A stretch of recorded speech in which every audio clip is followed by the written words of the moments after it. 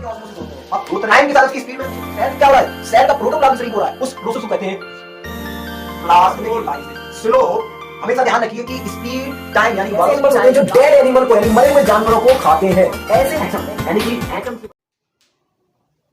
So welcome students, आज का हमारा लेक्चर है क्या बोलते हैं माइटोकॉन्ड्रिया। एक सेल बायोलॉजी में सबसे मोस्ट इंपॉर्टेंट टॉपिक है, इसका नहीं में माइटोकॉन्ड्रिया। तो आज हम लोग इसके बारे में डिस्कस करते हैं लेक्चर। तो सबसे पहले बात आती है कि माइटोकॉन्ड्रिया होता क्या है। तो जरा देखो, माइटोकॉन्ड्रिया तो ये होता क्या है। माइटो मीन्स थ्रेड, माइटो मतलब हो जाता है थ्रेड, ठीक है। और कॉन्ड्रिया मतलब होता है ग्रेन्यूल्स मतलब छोटे छोटे ग्रेन्यूल्स होते हैं, और ये थ्रेड है। यानी कि अगर मैं स्ट्रक्चर में बात करूं तो ये कैसा लग रहा है कि कुछ धागा टाइप का जो फोल्ड सा कुछ कर दिया है। तो अगर मैं इसकी बात करूं तो अगर मैं बोलूं माइटोकॉन्ड्रिया होता क्या है, तो mitochondria is a double membrane bounded granular structures present in eukaryotic cell. यानी कि डबल मेम्ब्रेन से घिरा वाला स्ट्रक्चर जिसमें क्या होते हैं, ग्रेनुअल्स होते हैं। तो double membrane bounded granule structure, एक ग्रेनुअल वाला स्ट्रक्चर जो डबल मेम्ब्रेनस है वो यूकैरियोटिक सेल में पाया जाता है, उसको कहते हैं क्या, माइटोकॉन्ड्रिया। तो अगर कोई आपसे पूछे कि माइटोकॉन्ड्रिया क्या होता है, तो mitochondria means that double mounted granular structure present in eukaryotic cell. तो इस mito means thread and chondria मतलब ग्रेनुल्स। तो सबसे फर्स्ट ऑफ ऑल बात आती है कि माइटोकॉन्ड्रिया पाया कहां जाता है। तो सेल में ये पाया क्या बोलते हैं, सबसे पहले विजुअल किया था, फर्स्ट सीन बाई कैलिकर ने इन 1850 में सबसे पहले इसको ऑब्जर्व किया। ऑब्जर्व करने के बाद इन्होंने बताया कि क्या होता है, माइटोकॉन्ड्रिया एक ऐसा और आपका ऑर्गेनल होता है जो डबल मेम्ब्रेनस होता है, ग्रेनुल्स होता है, उसके अकॉर्डिंग इसका नेम रखा गया। अब इसका काम क्या होता है, किससे बना होता है, तो वो भी देखते हैं। तो सबसे बता दूं कि कंपोजिशन यानी कि इसमें माइटोकॉन्ड्रिया में ऑर्गेनल है तो ये किससे बना होगा। So organelle is made up of proteins, lipids, RNA and DNA. तो ये किससे बना होता है, प्रोटीन से बना होता है, लिपिड से बना होता है और डीएनए।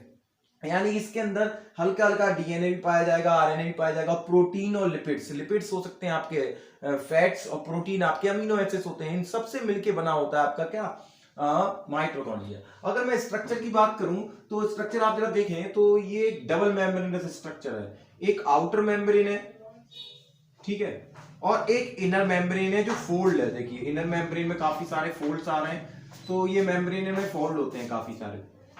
तो डबल मेम्ब्रेनस स्ट्रक्चर होता है ये आपका। तो डबल मेम्ब्रेनस स्ट्रक्चर में बात करूं तो एक इनर मेम्ब्रेन हो गई, डबल आउटर मेम्ब्रेन हो गई। इन दोनों के बीच में एक स्पेस भरा होता है, स्पेस खाली जगह होती है। उस स्पेस को हम लोग क्या बोलते हैं, क्या ऐसे बोल सकते हैं, इंटर में स्पेसेस बोल सकते हैं, बीच का भरा होता है जो। तो अगर मैं बात करूं कि इनर मेम्ब्रेन, तो इनर मेम्ब्रेन की सबसे मोस्ट इंपॉर्टेंट खास बात क्या होती है कि इनर मेम्ब्रेन आपकी क्या होती है, फोल्ड होती है।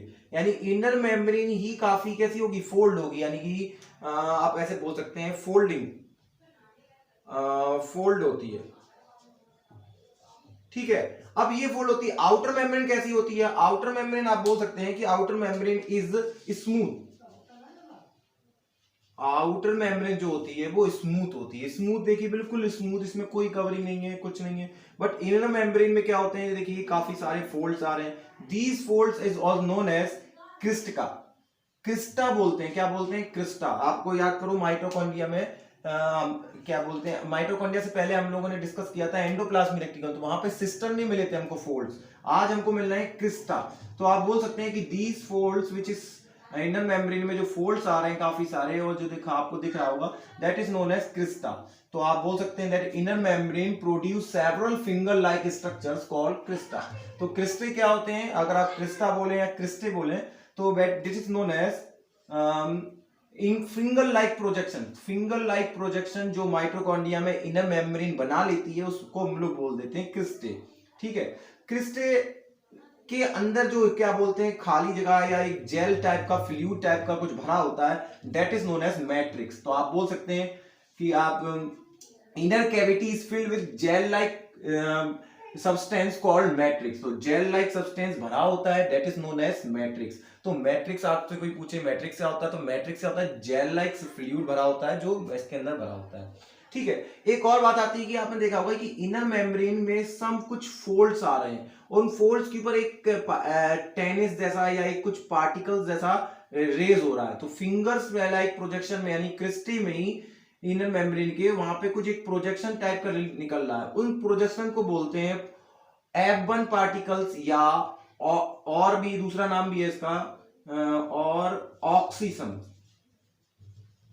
क्या बोलते हैं? ऑक्सीसम्स। तो ऑक्सीसम्स या F1 पार्टिकल्स ये क्या होते हैं? ये छोटे छोटे टेनिस लाइक स्ट्रक्चर होते हैं। तो आप बोल सकते हैं कि the inner membrane produce several finger like structure called cristae and have small tennis like structure called F1 particle या ऑक्सीसम्स। तो ऑक्सीसम्स क्या हो सकते हैं? ऑक्सीसम्स होते हैं आपके जो इनर मेम्ब्रेन में क्या बोलते हैं छोटे छोटे पार्टिकल्स रिलीज हो रहे हैं, यानी टेनिस जैसा अपना बैडमिंटन खेलते हैं ना, that is known as F1 particle या ऑक्सीसम्स।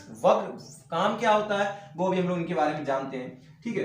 दूसरा अगर एक पॉइंट की बात करूं तो इसमें क्या क्या था? प्रोटीन्स थे, लिपिड्स थे, आरएनए था, डीएनए था। तो देखो यहाँ पे ये ग्रीन ग्रीन थोड़ा सा दिख रहा है, that is known as single strand is known as RNA. RNA क्या होता है? एक धागा टाइप का, और डीएनए डबल स्टैंडर्ड होता है तो इसके अंदर पाए जाते हैं। तो इसी कारण due to the presence of ribosomes, ये डॉट डॉट्स आपको जो दिख रहे हैं that is known as ribosome. तो राइबोसोम्स है माइटोकॉन्ड्रिया में। तो ribosomes DNA they are also known as self replicating organelle. तो अगर मैं बात करता हूं कि इसके अंदर राइबोसोम्स माइटोकॉन्ड्रिया में राइबोसोम्स प्रेजेंट होते हैं, आरएनए डीएनए प्रेजेंट होता है, तो इसी वजह से माइटोकॉन्ड्रिया को हम लोग ने क्या बोलते हैं? सेल्फ रेप्लिकेटिंग ऑर्गन कहा जाता है। सेल्फ रेप्लिकेटिंग ऑर्गन मतलब जो खुद से रेप्लिकेट कर ले, यानी रेप्लिकेशन बेटा मतलब होता है कि एक से मल्टीप्लाई करना, दूसरे में नए प्रोड्यूस करना, यानी कि आरएनए की कॉपी बनाना है। 12th स्टैंडर्ड में रेप्लिकेशन के बारे में पढ़ेंगे। तो आप बोल सकते हैं कि सेल्फ रेप्लिकेशन ऑफ ऑर्गेनल, और एक ऐसा ऑर्गेनल है जो खुद से अपने आप रेप्लिकेट हो सकता है, ठीक है, क्योंकि इसके अंदर डीएनए आरएनए पहले से प्रेजेंट है, जेनेटिकल मैट्रिकल इसके अंदर प्रेजेंट होता है, और ये यूकैरियोटिक सेल्स के अंदर प्रेजेंट होता है। अब मेन फंक्शन क्या होता है इसका? स्ट्रक्चर हम लोगों ने देखा कि डबल मेम्ब्रेनस होता है, स्पेस में मैट्रिक्स होता है, क्रिस्टल्स प्रेजेंट होते हैं, हाँ। और अगर मैं बात करता हूं तो इसके अंदर जो स्पेस होता है तो उसको हम स्पेस को बोल सकते हैं इनर चैम्बर, जो टाइप का स्पेस दिख रहा है। यहाँ तो अंदर मैट्रिक्स भरा होता है और दो मेम्ब्रेन के बीच में स्पेस दिख रहा है, तो इनर मेम्ब्रेनस स्पेस बोलते हैं इसको, ठीक है, इस मेम्ब्रेनस स्पेस। अब बात आती है कि फंक्शंस क्या होते हैं। तो मैं बताता हूं कि इनर कैविटी में जो मैट्रिक्स भरा होता है, सबसे पहला उसका काम होता है कि मैट्रिक्स कंटेन्स लार्ज एंजाइम्स, बहुत सारी एंजाइम्स होती हैं। Matrix is rich in enzymes, तो matrix is rich in enzymes for cellular aerobic respiration, यानी कि मैट्रिक्स के अंदर बहुत सारी एंजाइम्स भरी होती हैं जो रेस्पिरेशन में हेल्प करती हैं। रेस्पिरेशन यानी कि आपकी सेलुलर एक्सप्रेशन होता है कि फूड का टूटना, डिकम्पोज हो जाना, टूट के एनर्जी बनाना, तो एनर्जी बनाने का मेन काम करता है। तो यही लिखा है, mitochondria involves in cellular expression. Cellular expression में माइटोकॉन्ड्रिया पूरा काम करता है।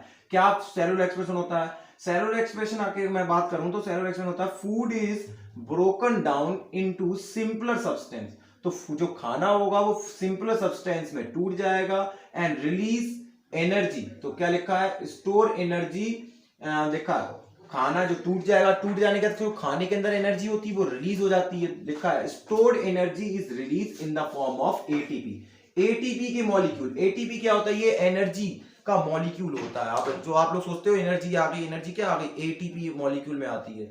एटीपी होता है एड्रोसिन ट्राइफॉस्फेट। 3 मॉलिक्यूल, 3 फॉस्फोरस के मॉलिक्यूल होते हैं, तो ये एड्रोसिन ट्राइफॉस्फेट नाम का एक मॉलिक्यूल होता है। अब ये जो एनर्जी बनती है वो क्या करता है? सेल यूज कर लेता है इस एनर्जी को।